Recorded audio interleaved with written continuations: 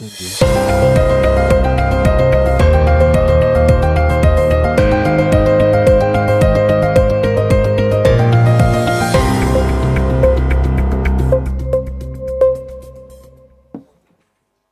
Bonjour mesdames, messieurs, bienvenue à Planète Océan à Montpellier pour cette 4e édition du Monde Nouveau qui a démarré hier et qui dure jusqu'à demain soir ici dans ce superbe lieu. On évoque depuis hier de nombreux sujets liés aux enjeux environnementaux. On va le faire au cours de cette conférence autour des mobilités du quotidien. On va se demander si on est sur la bonne voie et sur quelle voie avec nos différents invités que je vais vous présenter dans quelques instants. Le premier que je voudrais vous présenter, c'est Julien Revenu, qui est facilitateur graphiste. Il est ici. Il va saisir par le graphisme les 50 minutes de conférence, d'atelier.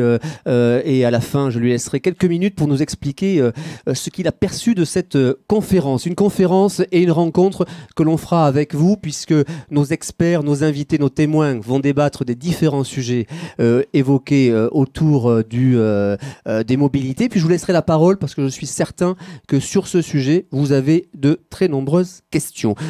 D'abord, la présentation. Julie Fraîche, bonjour. Bonjour. Merci d'être avec nous. Vous êtes élue à Montpellier, vice-présidente de la métropole de Montpellier. Merci d'être ici pour cette rencontre. Laurent Raffier, bonjour. Bonjour. Merci de nous avoir rejoints. Vous représentez l'association Vélocité à Montpellier, qu'on connaît bien. On évoquera évidemment de nombreux sujets avec vous. Clara François, bonjour. Bonjour à tous. Vous êtes représentante de l'ADEME, l'Agence de l'environnement et de la maîtrise de l'énergie. Merci d'être là. Et Gilles Pinel, bonjour. Bonjour. Directeur régional d'Enedis. Merci à vous. Je voudrais qu'on évoque un premier sujet ensemble sur d'abord peut-être le tout voiture et se poser la question, est-ce qu'il est possible, vraiment possible de se libérer du tout voiture? Julie Fraîche, j'imagine que c'est la question que vous vous posez depuis 3 ans, depuis que vous êtes élu et que vous êtes en charge de ce dossier. Alors pas vraiment. Ah bon? Non, parce que c'est vrai qu'on ne l'a jamais dit ainsi. C'est-à-dire que moi, je reste persuadée que plus on stigmatisera les gens qui sont en voiture, moins on réussira. Voilà, je pense qu'il y a aujourd'hui effectivement une ville qui a une capacité de circulation qui est effectivement bien en deçà de ses besoins, parce que Montpellier a la spécificité française d'être une ville qui a eu une croissance démographique inégalée en France. C'est-à-dire que quand toutes les villes françaises ont eu des grands contournements routiers, alors je sais que certains des fois me diraient oui mais telle et telle métropole arrête des contournements routiers. Oui mais parce qu'ils en sont à leur 2e contournement routier. À l'époque, dans ces années 60 et 70, Montpellier était la 27e ville au niveau national. En l'espace de 40 ans, on prend 80 000 habitants, on passe de la 27e place nationale à la 7e place nationale.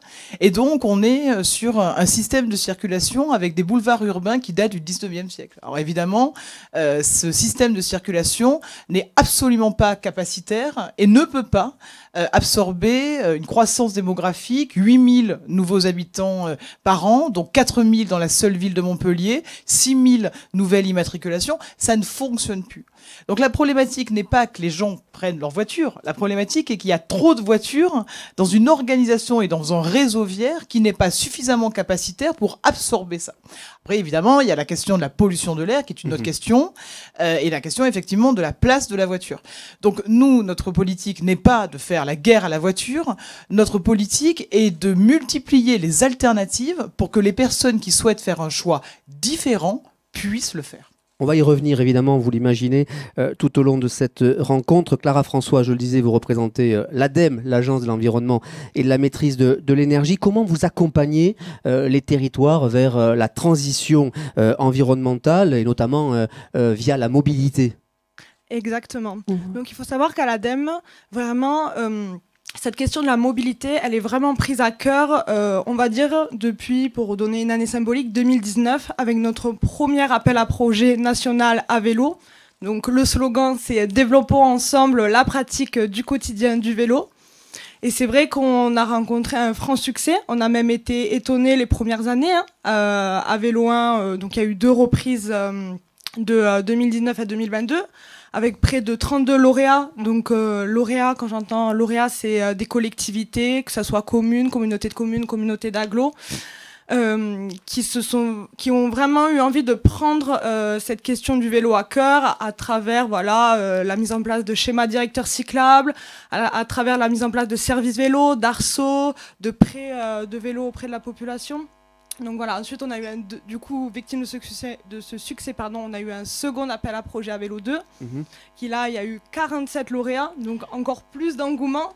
Et c'est une exclusivité, mais pendant la Semaine européenne de la mobilité, nous allons sortir un Avélo 3, pour finir de mailler le territoire Occitanie, peut-être un Avélo 4, qui sait, mais voilà, pour l'instant un Avélo 3 pour continuer vraiment, pour que les communes, pour que les collectivités puissent continuer vraiment à prendre en main cette question à travers du coup une expertise technique et un appui technique, mais aussi bien sûr un appui financier.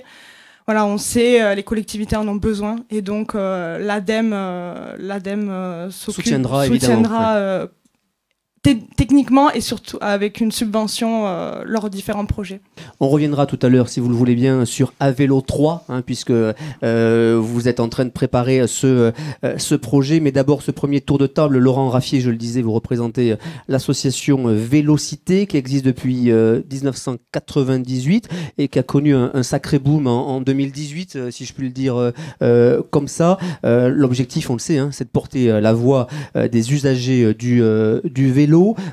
Comment vous avez écouté Julie Fraîche, vous écoutez Clara François, comment vous appréhendez ce sujet de la voiture? Est-ce qu'on peut se libérer du tout voiture? Est-ce que vous le constatez? Et comment s'intègre ce vélo dans cette stratégie?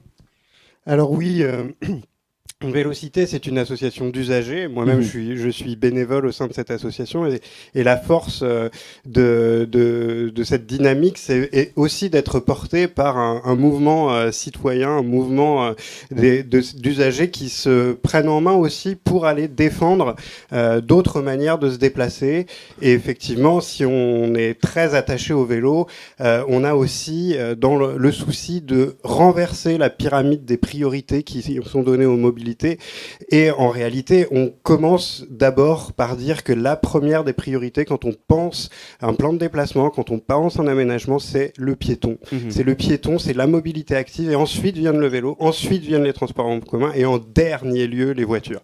Alors, on a des désaccords avec la métropole sur la question des contournements. Pour nous, on peut dire que peut-être que c'est une chance aujourd'hui de ne pas avoir de contournement et de ne pas créer cette dépendance à la voiture, parce qu'on peut justement, avec l'opportunité d'une dynamique et de demande de nos concitoyens aujourd'hui, chercher d'autres alternatives. Et aujourd'hui, la dynamique du vélo, elle est très très forte, puisque on le voit, elle est passée dans les chiffres INSEE sur les trajets domicile-travail de 7% à 9% en 3 ans, ce qui est considérable, et même dans les schémas et les villes qui ont connu des transitions rapides, c'est parmi les plus rapides jamais observées. Un mot, Gilles Pinel, directeur régional d'Enedis. Évidemment, vous l'avez certainement constaté au sein d'Enedis, il y a la nécessité de changer d'usage dans la question qu'on aborde dans cette première partie de conférence, et donc de travailler à l'électrique. Ça fait partie aussi d'une des réponses que nous abordons autour du tout voiture. Alors pour le coup, peut-être en quelques mots, Enedis, c'est le gestionnaire du réseau de distribution sur 95% du territoire national, qui gère un réseau qui lui est concédé par les collectivités locales. Et à ce titre, on est l'entreprise qui accompagne la transition écologique. Il faut savoir qu'aujourd'hui, à peu près plus de 30% des émissions de CO2 viennent du transport. Donc l'ambition de la France de décarboner à l'horizon 2050 l'énergie, d'atteindre la neutralité carbone, passe par des évolutions des modes de transport, mais passe par aussi l'évolution de l'énergie qu'on utilise lorsqu'on a besoin d'énergie autre que celle qu'on produit soi-même. Donc c'est une électrification. Donc on a coutume à dire aujourd'hui on rentre dans la deuxième électrification de la France. Donc Enedis accompagne cette mutation. Alors notamment lorsqu'on a des grands travaux de mobilité collective, hein, que ce soit de la mobilité douce ou des bus ou des trains, des trams, etc. En fait derrière il y a du réseau, souvent qu'il faut renforcer, qu'il faut étendre, qu'il faut déplacer. Donc ça représente de l'investissement, hein, de beaucoup d'argent De quel ordre met. Alors sur la métropole par exemple, on peut dire dans le cadre de l'accompagnement du plan de mobilité, on est sur un peu plus d'une dizaine de millions d'euros sur les 2-3 années qui viennent, avec une équipe projet dédiée, des ressources spécifiques pour accompagner ce projet. On voit bien que l'ambition, vous la partagez les uns et les autres, évidemment, de faire évoluer la situation et évidemment d'installer le mix énergétique, mais cela va impliquer nécessairement, et je vous laisse la parole à nouveau Gilles Pinel, des aménagements, des investissements, il faut des bornes, il faut des modèles différents, il faut des investissements. Est-ce que précisément vous pouvez nous dire comment ça se passe sur la métropole? Vous nous avez évoqué des chiffres, 10 millions d'euros, une dizaine de millions d'euros, et comment ça se traduit concrètement? Alors, encore une fois, ça représente à peu près 500 chantiers sur la métropole, puisqu'on va être amené, pour permettre les travaux de génie civil, pour faire passer les lignes de tram, les lignes de bus à haut niveau de service ou les pistes cyclables, on peut être amené à dévoyer des réseaux. On n'est pas les seuls d'ailleurs, il y a d'autres réseaux que le réseau électrique qui doivent être dévoyés. Donc ça représente une partie assez importante des chantiers. On peut être amené à alimenter des points de charge, des stations, des pôles multimodaux. Donc là, on va créer du réseau et créer des points de raccordement. Voilà, en gros, c'est ça qu'on crée. Ensuite, on y reviendra sûrement un peu plus tard, mais que ce soit la mobilité électrique ou de manière plus globale la transition énergétique, ça génère sur le réseau ce qu'on appelle de l'intermittence. Les énergies renouvelables ont un petit défaut, c'est qu'elles sont lorsqu'il n'y a pas de soleil, on ne produit pas vraiment d'énergie solaire, et lorsqu'il n'y a pas de vent, on ne produit pas d'éolien. Donc c'est ce qu'on appelle l'intermittence. Donc on ne produit pas tout le temps forcément de manière synchrone avec les besoins, avec la consommation.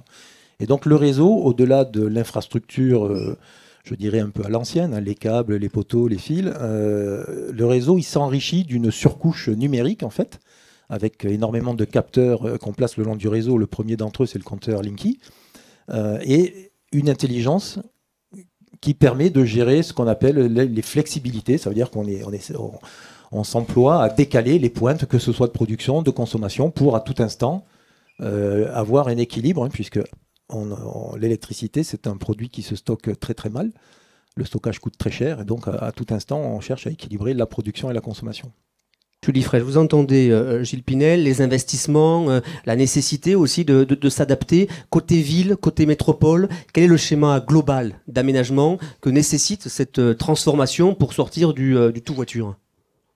Alors, il s'agit en fait de ne pas faire, en tout cas pour nous, il ne s'agit pas de faire de l'exclusivité sur un mode de transport par rapport aux autres. C'est vraiment d'inscrire cette transformation des mobilités dans une stratégie globale qui couvre aussi bien les nouvelles lignes de tramway, le nouveau réseau de bus-tram, le réseau express vélo, le réseau de liaison.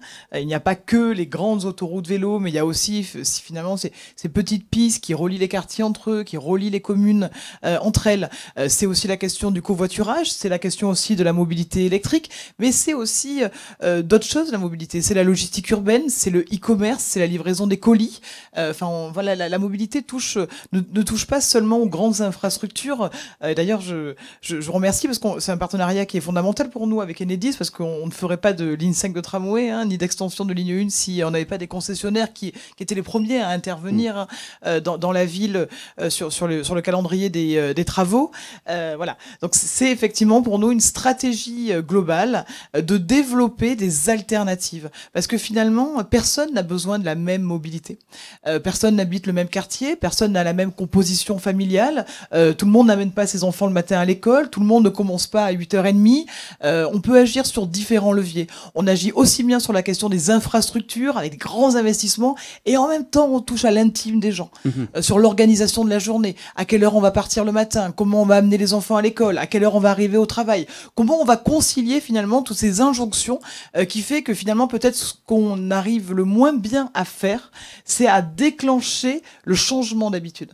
On arrive à investir des millions, c'est des choix politiques, on arrive à réaliser les travaux. Par contre, arriver à peut-être à suggérer aux habitants qu'ils pourraient faire différemment et que ça ne soit pas vécu que sous l'angle de la contrainte, pour moi, c'est ça le véritable défi. On va y revenir notamment sur la manière dont vous impliquez les citoyens dans ces changements, parce que je crois que c'est assez vital pour évidemment prendre les bonnes décisions. On le verra aussi avec Vélocité. Mais peut-être pour poursuivre, on évoque beaucoup les ambitions nationales à 2050 et internationales. Quel est votre plan? À quel horizon? Parce que on voit bien que c'est de l'investissement, c'est du temps aussi. Pour changer les villes qui ont poussé comme des champignons. On le voit bien, Montpellier, c'est le cas, vous le dites, hein, beaucoup d'habitants et une ville qui est très différente. Quelle est la stratégie, à quel horizon? Qu'est-ce que vous pouvez dire aux gens qui nous écoutent et qui se disent, je sais pas, à 15 ans, 20 ans, 30 ans, on sera dans un aménagement global comme vous le défendez depuis le début? Oui, je pense que très modestement, on pose les bases avec les compétences que nous avons. Mais si on veut agir collectivement sur les mobilités, changer nos habitudes sur un territoire, on doit aussi parler de la région, on doit parler de la question ferroviaire, de la question du fret, de la question de la livraison des marchandises, de la question aussi du fret maritime. Une collectivité ne peut pas tout faire. Enfin, une collectivité, nous, on est compétents en matière de transport et de mobilité active. La région l'est sur la question ferroviaire. L'État, je dois dire, c'est pas de faire de la politique, mais aujourd'hui, ce qu'a fait l'Allemagne après le Covid, d'avoir un abonnement à 49 € par an pour permettre à chaque habitant de pouvoir se déplacer comme il le souhaite sur l'intégralité du réseau de transport, c'est une grande et belle idée. Ça a été mis en place en Allemagne, ça a été repris par le président de la République, qui demande effectivement aux présidents de région, parce que ce sont eux qui sont compétents. Voilà des belles idées. Ils ne sont pas tout à fait d'accord d'ailleurs.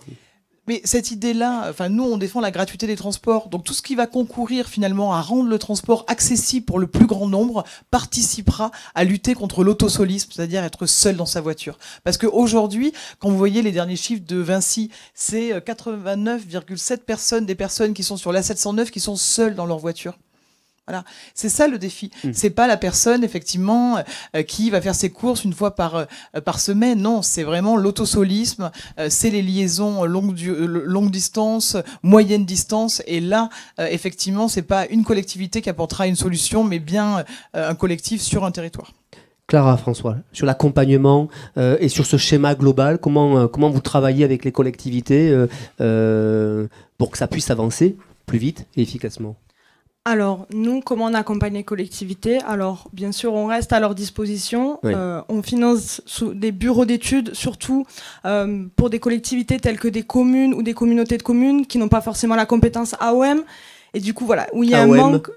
Autorité organisatrice de la mobilité. Voilà, on en a 3 sur notre territoire de communautés de communes à la région Occitanie qui ont la compétence. Donc nous, ce qu'on essaye de faire, c'est à travers des délégations de compétences, bien sûr, on demande la validation à la région, puisque c'est elle qui détient la compétence. On essaye, dans des communautés de communes à des communes, de les équiper en ETP, c'est-à-dire en chargé de mission mobilité, pour qu'ils puissent, en fait, à leur échelle, faire leur schéma, prendre cette question de la mobilité, demander à leur population, qu'est-ce que vous voulez, quels sont vos besoins. Mais pour faire tout ça, il faut du monde. Et du coup, nous, ça nous tient vraiment à cœur lorsqu'on a des appels à projets, de vraiment avoir une partie, ok, vous avez ce dossier de candidature, il est très bien, comment vous allez faire maintenant? Il vous faut quelqu'un, donc venez, on vous aide en fait. Vous qui avez un regard global sur l'ensemble des collectivités, des projets que vous portez évidemment, et puis parce que vous êtes dans le sujet, est-ce que vous estimez, on entend le témoignage de Julie Fraîche sur Montpellier, dans une dynamique de modifier, d'adapter, est-ce que c'est le cas pour l'ensemble des communes? Comment vous les appréhendez? Comment vous gérez les retards de ces communes qui s'y sont mis avec difficulté finalement? Parce qu'il faut changer, on l'a tous compris, il faut s'adapter, on le dit depuis hier dans ce monde nouveau, mais c'est pas si simple en réalité, même quand on est en collectivité. Bien sûr, on voit qu'on a des collectivités vraiment où ça fait des années qu'ils réfléchissent à la question. Puis politiquement, ils ont des élus qui sont prêts, qui ont vraiment pris cette question à cœur. D'autres qui sont un peu plus en retard, mais ils regardent ce qui se fait sur le territoire voisin. On leur fait des retours d'expérience de ce qui se fait ici, de ce qui se fait ailleurs, et on leur dit peut-être que ça vaut le coup que vous aussi vous y mettez. Et donc on fait en sorte qu'ils y arrivent. Bien sûr, il y a du retard, on le prend en compte. On n'est pas là pour les pénaliser, on est là pour vraiment qu'ils aillent jusqu'au bout de leur projet. Je reviens vers vous, Gilles Pinel, et puis on me donnera la parole tout à l'heure aux représentants de Vélocité. Vous le disiez, l'accompagnement des territoires, c'est au-delà des investissements, évidemment. Il y a des schémas globaux qui s'installent. Peut-être un ou deux exemples que vous pourriez nous indiquer sur concrètement l'accompagnement qui est le vôtre. Alors, effectivement, donc depuis la loi LOM, hein, les collectivités doivent établir des schémas directeurs, notamment sur la mobilité électrique, et donc des schémas directeurs pour l'établissement des infrastructures de recharge, donc les SDIRVE. Et là, Enedis est en capacité d'accompagner les travaux des collectivités pour les aider à déterminer les emplacements optimum, on va dire, pour minimiser le coût. Parce que là, encore une fois, le coût, c'est quand même un facteur qui est significatif. Donc, minimiser le coût d'installation de ces bornes en fonction de capacité du réseau, notamment. Voilà. Et donc, aujourd'hui, au niveau national, Enedis accompagne à peu près 87 à 90% des démarches d'établissement de schémas directeurs. Et sur la métropole, on a contribué au jury, en fait, sur l'appel d'offres que la métropole a passé pour sa délégation de service public. Pour gérer les bornes. C'est le cas de la métropole de Montpellier. Des exemples peut-être au-delà de la métropole, à 7 par exemple, sur l'électrification des quais qui est intéressante. Voilà. Au-delà de la métropole, alors c'est vrai que dans la conférence précédente, ça a été abordé. Les bateaux de commerce, les bateaux de voyageurs, en fait, émettent davantage de CO2 lorsqu'ils sont à quai que lorsqu'ils naviguent. Puisqu'en fait, ils passent beaucoup plus de temps à quai qu'en mer. Et donc, c'est une démarche qui a déjà été initiée il y a quelques années sur Toulon, Marseille, et donc aujourd'hui, on le connaît sur 7. On contribue, donc on accompagne le port à l'électrification des quais pour permettre à ces navires, hein, donc qui sont des gros consommateurs, il y a des grosses puissances à amener, donc à ces navires de fonctionner sur le réseau plutôt que sur leur moteur. Donc ça avec un bénéfice très net en termes d'émissions de CO2 et de pollution de l'air aussi, parce qu'en général ce sont des machines qui émettent beaucoup de particules, enfin voilà, il y a des vraies nuisances. On a aussi l'événementiel, hein, de manière générale. Donc, à 7, il y a une grande manifestation avec des voiliers anciens, dont le nom m'échappe. Escala 7. Voilà, Escala 7. Et là aussi, traditionnellement, donc en fait, on utilise des groupes électrogènes, hein, pour alimenter les différents stands. Voilà. Et donc là, on travaille avec le port et la ville de Sète pour installer des infrastructures qui permettront d'être raccordés au réseau. Et avec ça, on diminue de 90% les émissions de CO2. Laurent Raffier, est-ce que ça va assez vite, ce qui se passe à Montpellier pour vous ? Vous parlez de l'horizon tout à l'heure. Alors, je vous ai dit en introduction que ça allait très vite, que ça allait beaucoup. On était dans une phase d'accélération assez considérable entendu ça, par rapport aux expériences précédentes. Et on a observé la dynamique politique qui l'accompagne aussi à ce niveau-là. Après, nous, évidemment, notre rêve, c'est d'atteindre des niveaux de part modale de 20%, c'est-à-dire que globalement, pour le vélo, j'entends, et puis si on prend transport en commun plus marche, on arrive à faire chuter l'usage de la voiture pour plus qu'un tiers des trajets, c'est-à-dire qu'en gros, plus de la moitié de la population, systématiquement, quand elle sort de chez elle utilise un autre mode de transport que la voiture. Et pour nous, le dessin qui se fait, ça, c'est atteignable à l'horizon de quelques années, en fait. Ce qui est intéressant, c'est que le vélo est le levier le plus rapide en termes de transition vers une augmentation de la part modale. Et la moins coûteuse, parce qu'effectivement, la ligne de tramway est essentielle, mais elle coûte 400 millions d'euros pour la ligne 5. Et on est sur des coûts d'investissement colossaux, là où l'investissement dans le vélo est nettement moins cher. Donc, à la fois sur les capacités, puisqu'on part d'assez loin, donc on a une marge de progression plus grande sur le vélo que sur le transport en commun, 20% aujourd'hui sur le transport en commun, environ sur la métropole. Ça va être difficile de gagner beaucoup plus de points au cours des années qui viennent, alors que sur le vélo, on voit les exemples étrangers où on a atteint des parts modales qui vont jusqu'à 50% de parts modales. Donc même en disant 20%, on reste assez modeste, et ça ne se fait peut-être pas en un mandat, mais en un mandat, on est capable d'accélérer le braquet. Ça se passe en bonne partie aujourd'hui, mais on est toujours là aussi, et c'est le sens de la manifestation Tous à vélo que nous organisons la semaine prochaine, c'est de repousser ces limites aussi, les limites qui peuvent être aussi être des contraintes pour les décideurs, pour leur dire vous avez la population qui est derrière vous, qui vous soutient quand vous faites des choix forts pour le vélo, et que vous prenez des risques politiques, puisque et on sait que c'est pas toujours très bien accepté, mais derrière vous avez le soutien d'un mouvement populaire pour le vélo, et il existe, et c'est le plus fort aussi en France aujourd'hui à Montpellier. Je reviens vers vous, vous inquiétez pas, mais Julie Frech, c'est vrai que c'est pas toujours très bien accepté quand même, là, de laisser la place ou de faire la part belle au vélo. Non, c'est vrai que c'est... Il faut convaincre. Non, c'est vrai que c'est difficile. Honnêtement, je dois peut-être être l'élu la plus impopulaire de la métropole. On n'osait pas le dire, mais enfin, ça se passait bien pour l'instant. Mais... non, mais c'est vrai, c'est difficile. On demande des choses très difficiles aux habitants de la métropole. Enfin, on va pas le nier. Moi, je suis systématiquement dans la ville en permanence. Je vois les temps de trajet. Il m'arrive aussi des fois de prendre ma voiture. Je vois les difficultés auxquelles sont confrontés les gens. Je vois la dureté en fait des travaux, c'est vrai. Après, on paie aussi quand même les errements du passé, les abandons des lignes de tramway.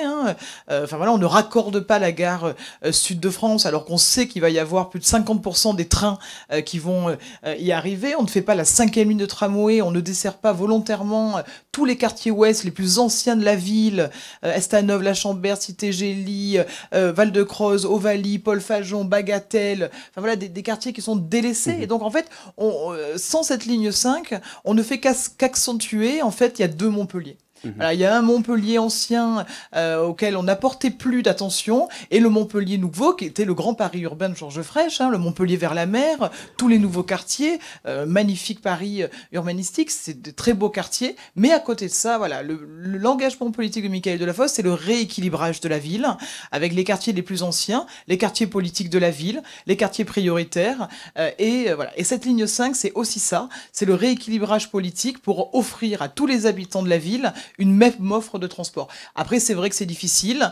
Aujourd'hui, il y a des gens qui sont excédés par des mauvais comportements. Alors aujourd'hui, on dit que c'est les mauvais comportements de cyclistes, mais parlons quand même des mauvais comportements des automobilistes, parce qu'aujourd'hui, quand même, les chiffres sont têtus. Ce sont les automobilistes, c'est les accidents causés par des automobilistes qui tuent. C'est pas les accidents avec les cyclistes. Il faut remettre les choses en perspective. Après, il y a des bonnes habitudes à prendre.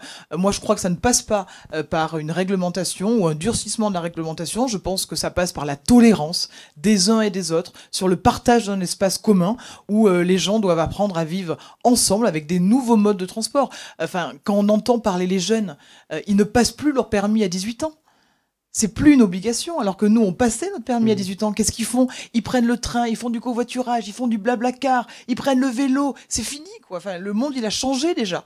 Et si on n'adapte pas les villes aux nouvelles générations, tout en acceptant que les anciennes générations continuent à faire différemment, on n'y arrivera pas. Il faut que ça soit un partage, et il faut finalement accepter les nouvelles habitudes de déplacement, tout en maintenant effectivement les capacités pour ceux qui veulent encore prendre leur voiture de pouvoir le faire, parce qu'il y a des gens, ils sont obligés de circuler en voiture. Je pense aux personnes qui ont des horaires décalés, qui prennent leur service à l'hôpital à 5h30, je pense aux taxis, je pense aux livreurs, je pense aux aides à domicile. Donc il faut effectivement que tout le monde apprenne à partager cet espace commun. Là, Clara François, il faut partager l'espace commun, c'est ce que vous défendez vous aussi, à l'ADEME évidemment, et via le vélo, partager cet espace. Le vélo et pas que, aussi la marche. Voilà, on a sorti, c'est le premier, un appel à projet Marche au quotidien. Donc voilà. Et c'est le résultat des retours que nous faisaient nos collectivités en disant voilà, le vélo c'est bien, mais maintenant on aimerait séparer, pas vraiment faire de mixité entre vélo et piéton. Voilà, on sait qu'il y a des accidents entre vélo et piéton, ça arrive. Donc voilà, maintenant ils aimeraient plutôt axer vers la marche, parce qu'on sait, dans certaines petites communautés, même dans des grandes villes, on a des discontinuités même de trottoirs. Aussi on pense bien sûr aux PMR, ceux qui ont du mal à se déplacer. On ne les voit pas, mais peut-être qu'on ne les voit pas aussi parce qu'ils n'osent pas se déplacer. Donc voilà, c'est toute cette mobilité inclusive, il faut aussi la prendre en compte. Et Et donc c'est pour ça que nous, on essaye de sortir des appels à projets qui correspondent aux demandes qu'on nous fait remonter surtout. Alors ça, c'est intéressant. À la fois, Clara et puis Laurent, je voudrais que vous réagissiez là-dessus. Comment vous faites remonter aux élus, aux collectivités? Parce qu'on voit bien, le partage, c'est aussi le partage des réflexions et le partage de ce qui monte du terrain. Parce qu'on peut toujours lancer des ambitions. Si elles ne sont pas en lien avec les envies des gens, ça ne marche pas. Comment vous faites pour travailler avec les collectivités? Comment vous travaillez avec les citoyens? Je sais que vous le faites beaucoup à Vélocité, mais vous, à l'ADEME, comment vous écoutez et vous intégrez les avis des citoyens pour les faire remonter aux collectivités? Bien sûr. Donc nous, on a un réseau d'animation, on organise des formations, donc beaucoup à destination des élus pour qu'ils prennent en compte cette question. Et aussi ensuite, on a tout un aspect où on accompagne sur l'animation et la communication parce que voilà, tout passe par le changement de comportement, ça c'est sûr. Il y a un comportement, il y a une manière de se déplacer, voilà. Pendant des années, nos parents nous ont dit, voilà, ils se déplaçaient qu'en voiture, le tout voiture pour aller chercher le pain, etc. Voilà.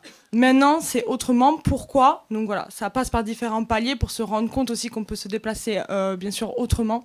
Donc voilà, et tout ça, ça passera bien sûr par l'animation, la communication et la formation. Donc beaucoup d'animation sur le terrain, dans les écoles, dans les entreprises?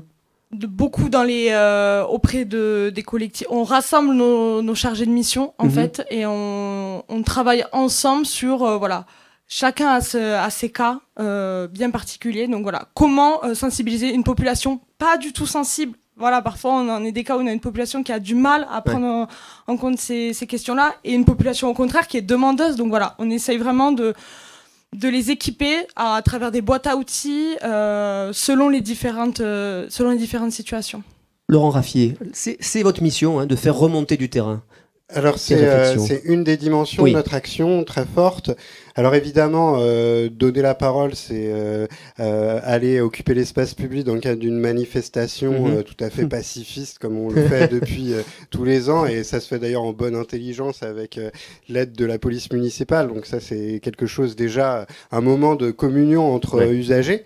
Mais on a aussi évidemment des groupes de travail, le travail d'expertise d'usage qui est mobilisé par des associations vélo. Alors il y a trois grandes choses qui sont faites. D'abord, il faut rendre hommage à la Fédération des usagers de la bicyclette, la FUB, qui a mis en place la plus grande enquête sur la pratique vélo au monde, puisqu'on a, lors de la dernière édition, recueilli plus de 180 000 contributions. Et donc, la prochaine, j'inviterai les participants à la surveiller sa venue pour y répondre. Et dans chaque ville, donner son appréciation sur la qualité des infrastructures et indiquer les points noirs, les points d'amélioration. Et toute cette base de données est à la disposition de toutes les collectivités qui veulent s'en saisir. Et je crois savoir que la métropole de Montpellier s'en est bien servie. Nous-mêmes, après, nous avons une application Vigilo qui permet à chaque usager de venir repérer telle ou telle discontinuité, tel endroit où régulièrement il y a des voitures garées sur les pistes cyclables et où on peut suggérer à la police municipale de venir régulièrement pour que s'arrêtent ces infractions. Et puis on a des groupes de travail concrètement où, et moi c'est ce que je trouve le plus extraordinaire, même si moi-même je ne suis pas un grand expert des infrastructures, mais on a des adhérents de Vélocité qui ont avalé des référentiels et des référentiels autour de comment bien aménager une ville cyclable. Et aujourd'hui, on a une bonne dizaine de personnes qui sont extrêmement bien formées, qui ensuite organisent des visites de terrain avec nos membres et sont capables de proposer des notices à la métropole qui s'en saisit variablement avec ses propres contraintes. Mais nous, on a au moins ce travail-là qui est à la disposition évidemment du décideur. Gilles Pinel, comment faites-vous au sein d'Enedis pour tenir compte, prendre en compte les retours des citoyens, des usagers? Est-ce que c'est le cas? Est-ce que vous le faites? Alors, bon, pour le coup, je suis un petit peu récent dans la région parce que je suis arrivé il y a quelques semaines, mais j'étais précédemment sur Lyon et sur la métropole de Lyon, on a des actions effectivement de promotion de la mobilité à vélo vis-à-vis de nos salariés. Donc pour les trajets domicile-travail, on a même mené des expérimentations en lien avec la métropole sur certains trajets professionnels, très ciblés, très sécurisés, parce qu'on a un souci de la sécurité qui est majeur dans notre entreprise, puisqu'on est quand même, on a un personnel qui est soumis à un certain nombre de risques professionnels. L'électricité, c'est quand même pas une affaire simple. Donc on est très sensible à la sécurité, mais à partir du moment où un certain nombre de conditions sont réunies, on est tout à fait prêt à lancer des expérimentations. Ensuite, on a travaillé, comme toutes les grandes entreprises, sur les plans de déplacement d'entreprise. On promeut le covoiturage très fortement.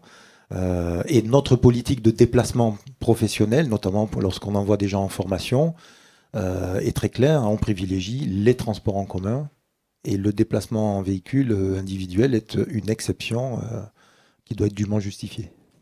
Julie Fraîche, comment vous réceptionnez les retours de Vélocité? Il y a un conseil de la mobilité, enfin, je sais pas, une instance de ce type où, par exemple, vous réuniriez des élus, des citoyens, des experts, des techniciens, voilà, pour prendre en compte le pavé de réflexion porté par Vélocité? On se quitte pas. Oui, non, oui. Alors en fait, on a créé 2 instances. On a un comité vélo. Voilà. Donc ça, c'était effectivement à la demande du président, donc que je dirige. Effectivement, on a un ordre du jour où d'ailleurs certaines questions qui sont proposées par des associations remontent. On discute de tous les sujets et ça nous permet aussi de partager les contraintes. Voilà, aussi bien réglementaires, administratives, puis aussi d'ordre interne, parce qu'il faut dire que la métropole, lorsque nous sommes arrivés aux responsabilités, n'était pas outillée pour transformer la ville et en faire une ville cyclable. Il a fallu recruter des ingénieurs vélo. Enfin, en général, dans une collectivité, vous avez un département voirie qui viennent du viennent du département. Les voiries ont été transférées. Donc on fait pas des pistes cyclables comme on fait des routes. Et j'en suis encore à me battre systématiquement pour dire il faut changer le régime de priorité. C'est-à-dire que, et c'est même pas par parce qu'ils sont tellement habitués, ces ingénieurs, à faire effectivement des routes qu'ils ne se disent même pas qu'on peut changer la logique. Et effectivement, ce qu'on partage, parce qu'on a aussi beaucoup de points communs avec Vélocité, c'est de dire qu'il faut changer la pyramide des vulnérabilités. Et il faut adapter le régime de priorité aux vulnérabilités. Plus vous êtes vulnérable, plus vous avez la priorité sur l'espace public. Le plus vulnérable, c'est le piéton, donc il est surprioritaire. Ensuite, vous avez un aménagement cyclable qui, à un moment donné, est traversé par une voirie circulée. Le vélo est prioritaire parce qu'il est plus vulnérable. Et ça, en fait, c'est un changement qui va se faire dans la durée, parce que c'est pas qu'à Montpellier, c'est pas un quartier, c'est tous les quartiers de Montpellier et c'est aussi les 31 communes de la métropole. Pour qu'un réseau cyclable fonctionne, il faut qu'il soit lisible, il faut qu'il soit continu et il faut qu'il soit cohérent, avec une même signalétique et un même jalonnement. Et dire aussi qu'on a besoin des associations pour que ça fonctionne. Je sais pas, je vois dans la salle, tout le monde a pris le tramway, mais est-ce que tout le monde a réessayer le vélo? On a tous fait du vélo, mais est-ce que 20 ans après, on a réessayé le vélo électrique? Franchement, moi, je vous invite, pour ceux qui n'auraient jamais essayé, à le faire. Franchement, c'est tout simplement génial. On peut plus d'embouteillage, on est à l'heure, on fait du sport, ça agit, ça lutte contre la sédentarité, c'est bon pour la santé publique. On voit la ville différemment. Les pistes cyclables sont de plus en plus sécurisées. On gagne un temps fou, on fait des économies, mais nous, on peut pas faire de la formation à la reprise du vélo. Et c'est pour ça que c'est très intéressant d'être avec Vélocité, d'être avec le Vieux Bicloud, avec Recyclez-vous, parce qu'ils ont des ateliers de formation, de remise en selle, parce que c'est pas toujours facile de reprendre le vélo et puis de s'y retrouver dans ces pistes cyclables qui sont de plus en plus nombreuses, mais on sait c'est pas encore parfait. Je partage ce que vous dites, j'ai repris le vélo. J'ai pris le pari, vous voyez, j'ai pris le vélo électrique. Quand les pistes cyclables sont bien installées, je suis en sécurité. Quand il n'y a pas de piste cyclable, très franchement, je ne conseillerais pas à mes enfants de prendre le vélo. Et ça, c'est un des points noirs, vous avez évoqué, et que beaucoup évoquent, quand il n'y a pas les pistes cyclables. C'est la base du référentiel. Est-ce que je laisserai mon fils de 12 ans seul circuler à vélo à cet endroit-là? Si ce n'est pas le cas, il faut un aménagement. Et ça, c'est à mon avis un des éléments sur le terrain dont on entend souvent parler. Quand il n'y a pas de piste cyclable, il est dangereux de prendre le vélo à Montpellier. Mais pas seulement à Montpellier, on le sait évidemment. Oui, mais M. Biscay, il y a aussi quand même une question physique. C'est-à-dire toutes les rues ne permettent pas le partage de voirie. En fait, il est aussi important, en complément, d'enlever le transit. Parce que quand vous êtes dans une rue qui est totalement apaisée, que vous avez une voiture qui est à 30 km/h, qui va pas vite, parce qu'on connaît ses voisins, il y a un contrôle social qui s'opère. Être en vélo à côté, c'est pas un problème. Ce qui est dangereux, c'est être en vélo dans le même espace que la voiture, quand le flux automobile est très rapide et très important.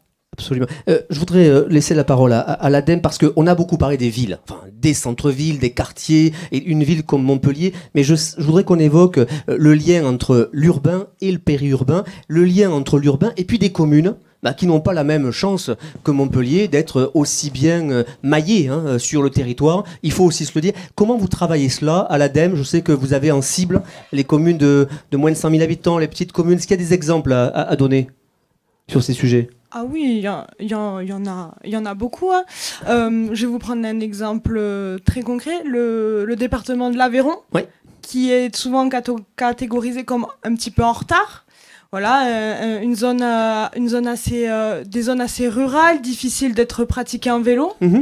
Mais en fait, on s'est rendu compte que en les accompagnant, voilà, en mettant à disposition des vélos électriques, que les collectivités mettent en place des flottes de VAE, en fin de compte, les usagers prennent le vélo et l'utilisent.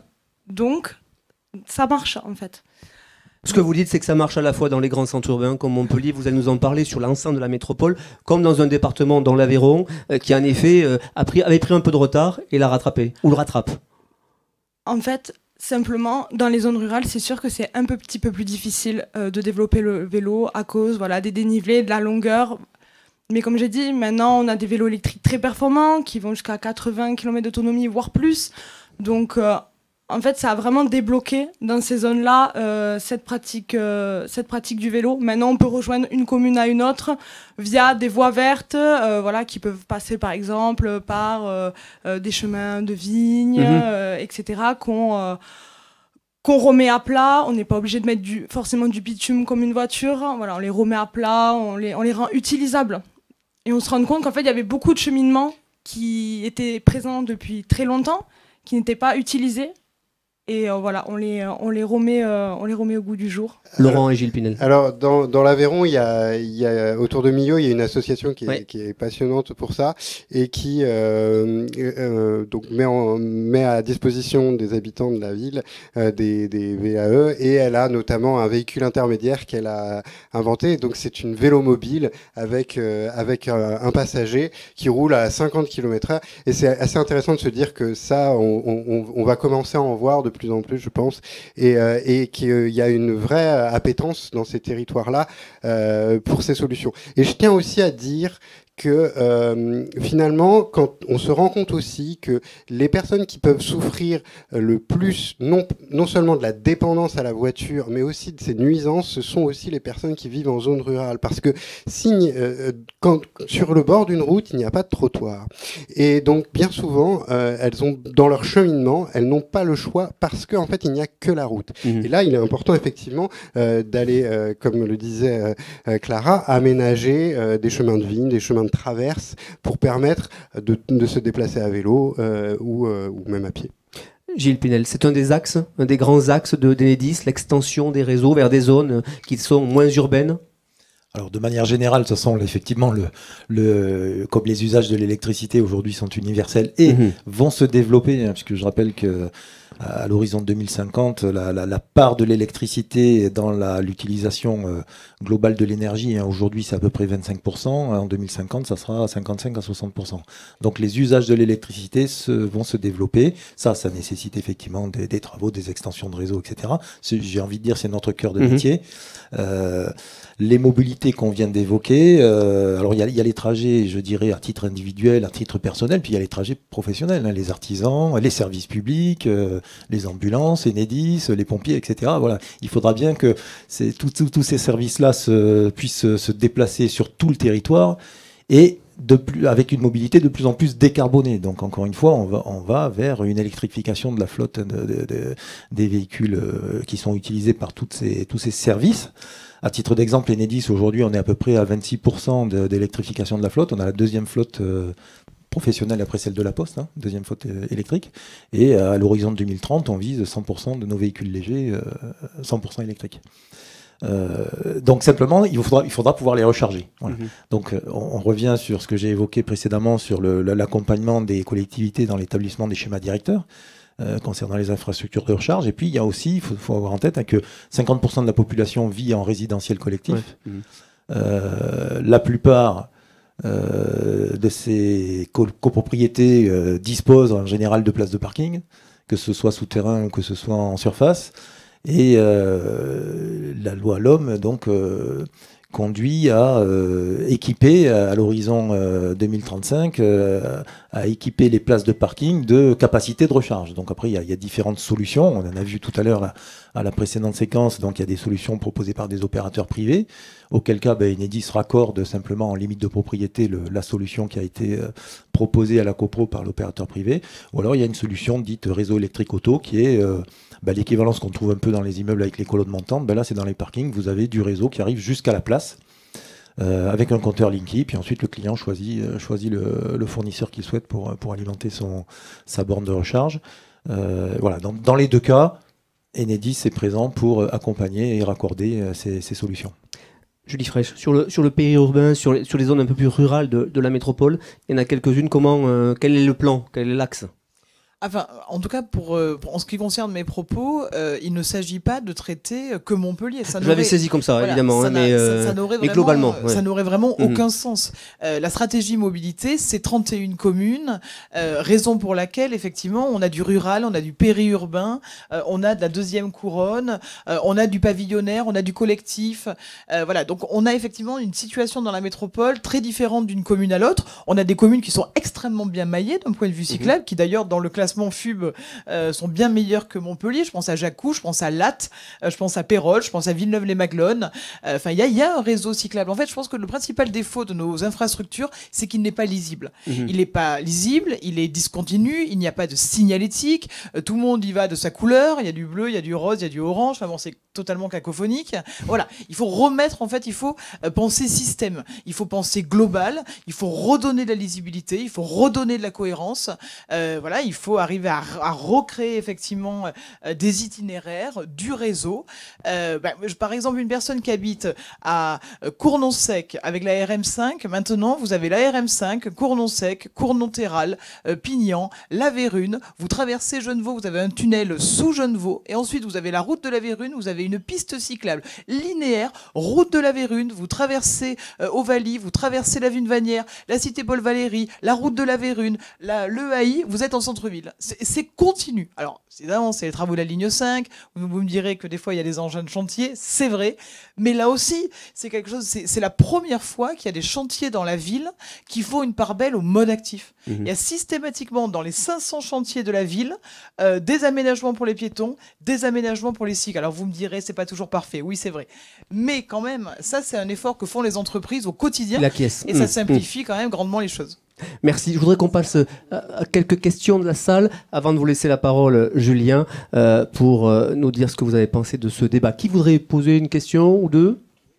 Alors ici, est-ce qu'on peut simplement vous emprunter un micro pour que vous puissiez poser votre question. Question courte, présentez-vous pour qu'on puisse évidemment donner la parole à nos témoins. Allez-y, monsieur. Alors attendez, qui a pris la parole? À là-bas, et je vous donnerai la parole tout à l'heure. Allez-y, monsieur. Oui, je suis de Saint-Jean-de-Védas, Jean-Paul Rebouillat. Je voudrais signaler que on pense qu'à Saint-Jean-de-Védas, on est traité différemment du centre de Montpellier. On est en train de faire des travaux considérables sur la rue fond de l'hôpital qui relie tous les équipements essentiels pour les enfants, depuis le collège jusqu'à la maison des associations, maison des jeunes, le stade, les stades de sport, etc. Et cet aménagement a été fait sans tenir compte aucunement des vélos. Il n'y a aucun aménagement, même sur une portion à sens unique, une petite portion de 50 mètres, où il me semble il doit y avoir le double sens cyclable. Donc j'aimerais bien savoir ce que Laurent en pense et ce que Madame Fraîche en pense aussi. Madame, vous voulez commencer? Julie Fraîche ou Laurent? Allez-y, Laurent, allez-y. Nous avons écrit au maire de Saint-Jean-de-Védas pour lui signifier évidemment notre attention toute particulière, notre incompréhension sur le fait qu'il n'y ait pas de réflexion plus poussée et on a des propositions évidemment à lui soumettre. Julie Fraîche. Alors, Saint-Jean-de-Védas, il va y avoir quand même beaucoup d'aménagements cyclables. Hein. Quand même, vous avez effectivement entre la ligne 2 et ensuite côté route de la Vérune et tout, il y a quand même voilà, une réflexion avec tout un anneau cyclable qui desservira la commune, qui est particulièrement impactée par les travaux à l'ouest de la métropole. Après, voilà, il y a effectivement une autorisation de programme, hein, 150 millions d'euros, où la métropole subventionne la part mode actif des projets des communes. Ensuite, les maires restent souverains dans leur commune, et donc effectivement sur certains projets, en tout cas ils ne sont pas intégrés dans le réseau express vélo, mais en tout cas Saint-Jean-de-Védas ne restera pas au bord du chemin en ce qui concerne ce réseau cyclable. Merci. Monsieur, question courte.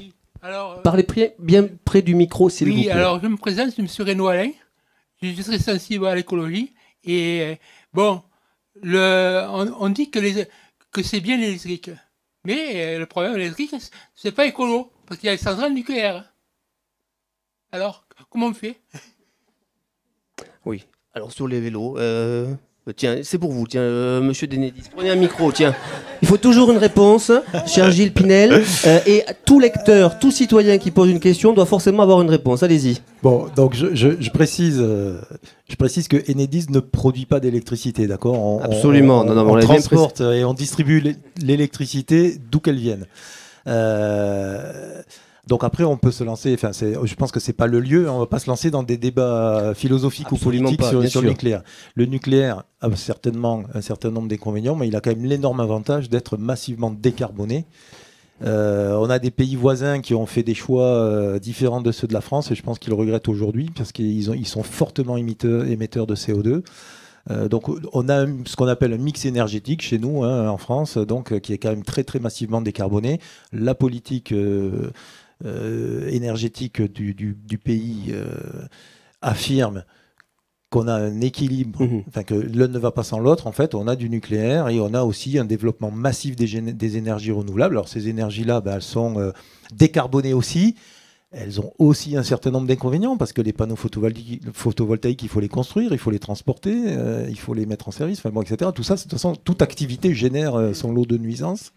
Mais on a quand même, on a un mix en France qui est très massivement décarboné et qui explique que l'ambition de la nation au travers de la transition écologique, c'est faire de la sobriété. Hein, donc quand même, le premier levier, c'est faire de la sobriété.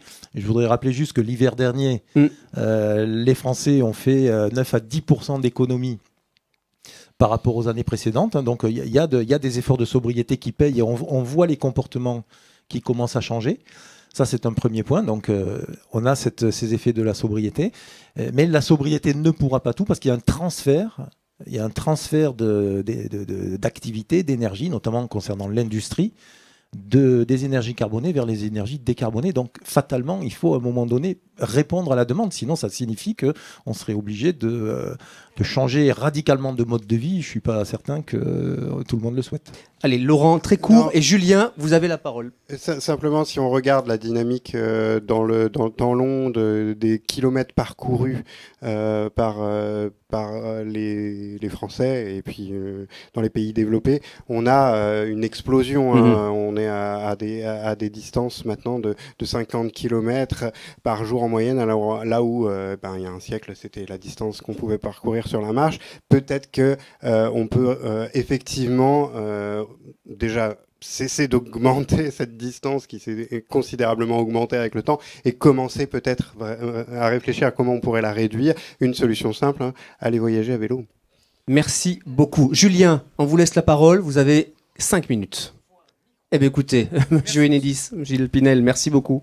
Bonjour, je suis Julien, revenu du collectif de facilitation graphique Les Parlographes, et j'ai tenté pendant cette heure passée de faire une petite synthèse graphique à la volée de ce que j'ai entendu et de ce qui m'a marqué. Donc on s'est intéressé aujourd'hui aux mobilités du quotidien. On a commencé par une déclaration très forte qui n'était pas une déclaration de guerre, mais une déclaration de non-guerre de Madame Julie Fraîche qui nous a dit qu'elle ne faisait pas la guerre à la voiture et que c'était probablement juste les voies de Montpellier qui étaient trop étroites, pas pensées pour toute cette mobilité, toute cette population qui est aujourd'hui énorme par rapport à la taille historique de la ville.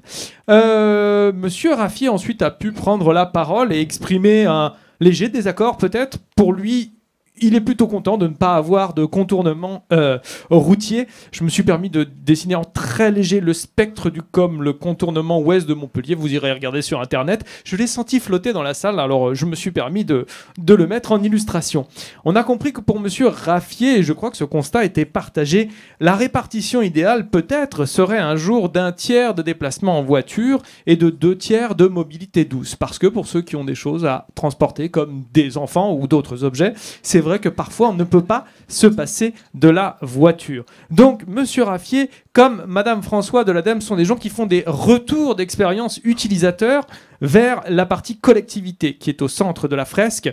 L'ADEME qui bien sûr n'est pas là pour pénaliser les collectivités en retard, mais plutôt montrer de bons exemples. Et là on retrouve un thème qu'on a déjà vu ce matin, c'est cette idée de construire des nouveaux récits, des récits qui donnent envie même aux maires de petites communes de faire des transitions écologiques. Du côté de Monsieur Pinel chez Enedis, on apporte plutôt des solutions techniques, on insère du numérique, de l'intelligence artificielle dans le réseau, ce qui peut lui apporter de la flexibilité. Flexibilité qui sera probablement nécessaire si on veut avoir un mix énergétique avec un peu d'énergie de différentes sources. Donc on aurait un mix de mobilité, puisque Madame Fraîche nous dit qu'il n'y a pas qu'une seule façon de se déplacer et de vivre. Donc il y a différentes façons de vivre, de se déplacer, il y a différentes façons de consommer de l'électricité. En mixant un petit peu tout ça, en saupoudrant avec le sel de retour expérience d'utilisateur, peut-être peut-on arriver à un schéma directeur des mobilités, une stratégie de mobilité cohérente et lisible. Et pour habiter à Montpellier depuis plus de 15 ans, je partage votre constat sur les errements précédents, sur la lisibilité des choses. Moi, j'ai commencé à Montpellier, il n'y avait pas les GPS. Il y a des soirées, je ne suis pas allé, j'ai jamais trouvé comment aller là-bas. C'était trop compliqué. Aujourd'hui, on a le GPS qui peut nous faire passer par des choses incroyables, sous la Comédie, sous Antigone, etc. Mais c'est vrai que ce schéma cohérent, lisible, avec une anticipation sur les années futures, il est extrêmement nécessaire. Je suis content de savoir qu'il est en pleine réflexion et qu'il bénéficie des retours d'utilisateurs, de gens qui font du vélo. On voit que ce schéma directeur des mobilités, il inclut toujours un peu la voiture, mais les mobilités douces aussi, et qu'il ne doit pas se cantonner à la ville, aux grandes villes, qui doit gagner le périurbain, puisque les gens, ils ont peut-être envie d'habiter à Saint-Jean-de-Védas, mais de venir travailler quand même à Montpellier. Et je suis aussi heureux de savoir qu'on peut rouler en vélo en sécurité dans l'Aveyron. J'ai un léger doute quand même sur le milieu rural et le vélo, quand bien même le vélo électrique annulerait la pente, je suis pas sûr qu'il annule les camions de brebis qui passent à grande vitesse. Et je n'ai rien contre eux, les brebis. En tout cas, du coup, on finit sur cette question. Quelle stratégie de mobilité pour demain, cohérente, lisible? Et je suppose qu'on aura la réponse bientôt. Merci Julien. Merci beaucoup. Merci beaucoup. Merci à nos invités, Laurent Raffier, Clara François, Julie Fraîche et Gilles Pinel. Restez avec nous, on va parler tourisme dans quelques instants, transformer notre rapport au voyage. Merci à vous.